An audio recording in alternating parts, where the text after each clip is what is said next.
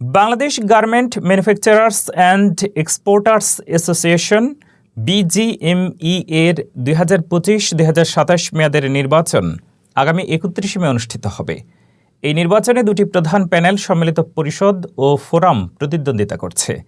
BGME এর নির্বাচন board কর্তৃক ঘোষিত সময়সূচি অনুযায়ী মনোনয়নপত্র জমা দেওয়ার শেষ তারিখ ছিল 26 এপ্রিল। এদিনে দুটি প্রধান প্যানেল তাদের মনোনয়নপত্র জমা দেয়। ফোরাম প্যানেলের নেতৃত্ব দিচ্ছেন মাহমুদ হাসান খান বাবু, যিনি রাইজিং ফ্যাশনসের ব্যবস্থাপনা পরিচালক। তিনি সাবেক বিজিএমই এর সভাপতি আনিসুর রহমান সিনহা ও আনোয়ার উল আলম চৌধুরী পারভেজ, ফোরাম সভাপতি এম এ সালাম, প্রধান নির্বাচন সমন্বয়কারী ফয়সাল সামাদ এবং অন্যান্য সিনিয়র নেতাদের সঙ্গে মনোনয়নপত্র জমা দেন। সম্মিলিত পরিষদ প্যানেলের পক্ষে মনোনয়নপত্র জমা দেন সাবেক বিজিএমই এর সভাপতি ফারুক হাসান, যিনি প্যানেল নেতা আবুল কালামের পক্ষে মনোনয়নপত্র জমা দেন।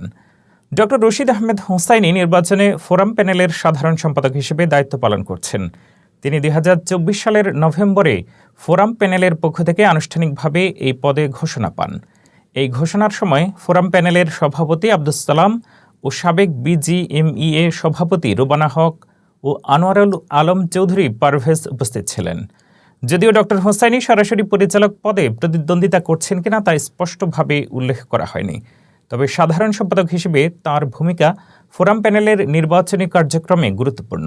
তিনি মনোনয়নপত্র জমাদানের সময় ফোরাম প্যানেলের অন্যান্য নেতৃবৃন্দের সঙ্গে উপস্থিত ছিলেন।